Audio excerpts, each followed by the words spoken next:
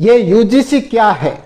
अभी हाल ही में यूजीसी के नए नियम बने हैं, उसको लेकर पूरे देश में हाय तौबा क्यों हो रहा है। पूरे देश में जो स्वर्ण छात्र हैं, जनरल कैटेगरी के छात्र हैं, वो इसका खूब विरोध कर रहे हैं। कह रहे हैं कि ये नियम हमें जीने नहीं देगा, हमारी पढ़ाई हमें नहीं करने देगा। आखिर ऐसे क्या नियम बनाए हैं जो जनरल कैटेगरी के छात्र बहुत विरोध कर रहे हैं? क्या ऐसे नियम पहले ही थे?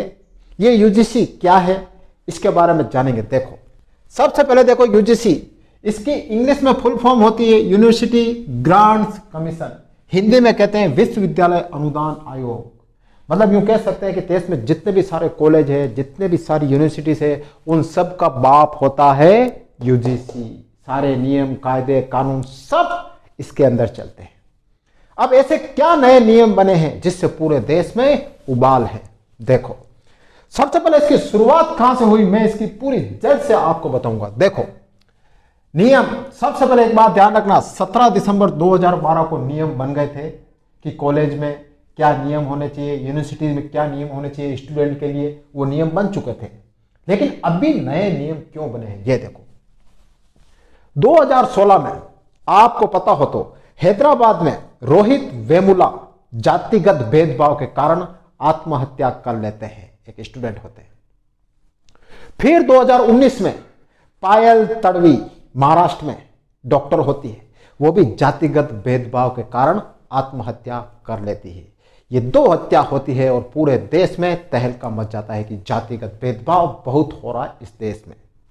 फिर क्या होता है, फिर 29 अगस्त 2019 को पायल तड़वी और रोहित वेमुला के परिजन सुप्रीम कोर्ट में एक याचिका दाखिल करते हैं और कहते हैं कि हर साल 75% स्टूडेंट यूनिवर्सिटीज में जातिगत भेदभाव का सामना करते हैं।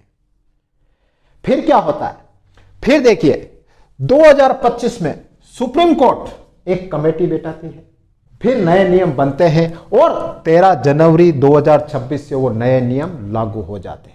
अब आपको पता है कि विशेष 3 नियम नए बने हैं जिससे ज्यादा उबाल आ रहा है। ध्यान रखना, वो 3 नियम क्या है ये देखो। सबसे पहले नंबर 1 मैं बता दूं, जातिगत भेदभाव क्या है। जाति, धर्म, नस्ल, लिंग, विकलांगता के आधार पर कोई पक्षपाती व्यवहार जो स्टूडेंट के पढ़ाई में बाधा बने उसे जातिगत भेदभाव माना जाएगा। ध्यान रख लेना। और सबसे बड़ी इंपॉर्टेंट बात, इसमें ओबीसी को भी शामिल किया गया है। अब इसमें 3 जातियां होगी, एससी, एसटी और ओबीसी। इसमें जनरल कैटेगरी को नहीं रखा है। मतलब लोगों का कहना हो गया है कि बस ये नियम इन तीनों के लिए ही बने हैं, बाकी जनरल कैटेगरी छात्र तो पीड़ित मान लिए गए हैं पहले से ही। तीसरा नया नियम, झूठी शिकायत करने पर सजा का प्रावधान हटा दिया गया है। पहले झूठी शिकायत अगर करते थे तो उसमें सजा का भी प्रावधान था, लेकिन 13 जनवरी 2026 के नियम कहते हैं कि अगर कोई भी छात्र एससी, एसटी, ओबीसी झूठी शिकायत करेगा तो उस पर सजा का प्रावधान नहीं होगा। अब अगर एससी, एसटी, ओबीसी का कोई भी छात्र शिकायत करेगा तो उसकी शिकायत का निवारण कैसे होगा? देखो, आप शिकायत पर कार्रवाई कैसे होगी? हर कॉलेज में ईओसी बनेंगे। ईओसी यानी इक्वल अपॉर्चुनिटी सेंटर। इसके तहत हर कॉलेज में एक समिति बनेगी, एक कमेटी बनेगी, उसमें एससी, एसटी, ओबीसी और विकलांग और महिलाएं होगी। इसका कार्यकाल 2 साल का होगा। अब सबसे बड़ी बात, जनरल कैटेगरी के छात्र इसका विरोध क्यों कर रहे हैं इन नए नियमों का? इन्हीं 4 पॉइंटों की वजह से जनरल छात्र कह रहे हैं कि हम कॉलेज में ढंग से पढ़ाई नहीं कर पाएंगे अगर कोई हमारे खिलाफ झूठी शिकायत कर दी, हमें झूठा केस में फंसा दिया गया। तो ये 4 पॉइंट क्या है देखो। सबसे पहले, भेदभाव की परिभाषा में एससी, एसटी, ओबीसी है।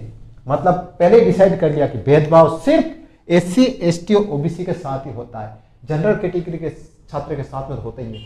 ये आप कैसे डिसाइड कर रहे हो कि भेदभाव सिर्फ एससी, एसटी और ओबीसी में? हो सकता है कि जनरल कैटेगरी के छात्र के साथ भी भेदभाव हो सकता है, संभव है, लेकिन आपने इसमें जनरल कैटेगरी के छात्र को तो डाला ही नहीं। मतलब पहले डिसाइड कर लिया आपने नए नियम बनाकर कि पीड़ित, आरोपी सिर्फ जनरल कैटेगरी का छात्र ही होगा, तो इसीलिए इस नियम का विरोध होना तय है। सेकंड पॉइंट देखो, झूठी शिकायत पर सजा का कोई प्रावधान नहीं है। मान लो किसी के प्रति जेलसी हो, मान लो किसी के लिए कोई द्वेषता रखता हो, और ये अगर जनरल कैटेगरी के छात्र के लिए झूठी शिकायत कर दे और अगर वो झूठी पाई जाए तो उसके ऊपर सजा का कोई प्रावधान नहीं है, तो फिर बेचारा जनरल कैटेगरी का छात्र तो मर जाएगा। नेक्स्ट देखो, कमेटी में जनरल कैटेगरी का कोई भी मेंबर नहीं है। कमेटी बनाई जाएगी लेकिन इसमें सिर्फ SC, ST, OBC, विकलांग और महिलाएं होगी। जनरल कैटेगरी का कोई भी इसमें नहीं होगा। तो फिर सही निर्णय कैसे आएगा? हो सकता है कि निर्णय पक्षपातपूर्ण भी हो। लास्ट पॉइंट देखो, संस्थान या कॉलेज कार्रवाई के डर से सही निर्णय नहीं ले पाएंगे। मान लो एक कमेटी बैठी है और अगर कोई भी छात्र, जनरल कैटेगरी का छात्र दोषी नहीं है, लेकिन फिर भी उनको डर रहेगा कि हमने अगर इसका सही निर्णय नहीं लिया तो हमारे ऊपर कार्रवाई हो सकती है, हमारे कॉलेज की मान्यता खत्म हो सकती है, हमारे कॉलेज पर कुछ कड़े नियम लागू हो सकते हैं। तो इन 4 पॉइंट की वजह से जनरल छात्र पूरे देश में विरोध कर रहे हैं।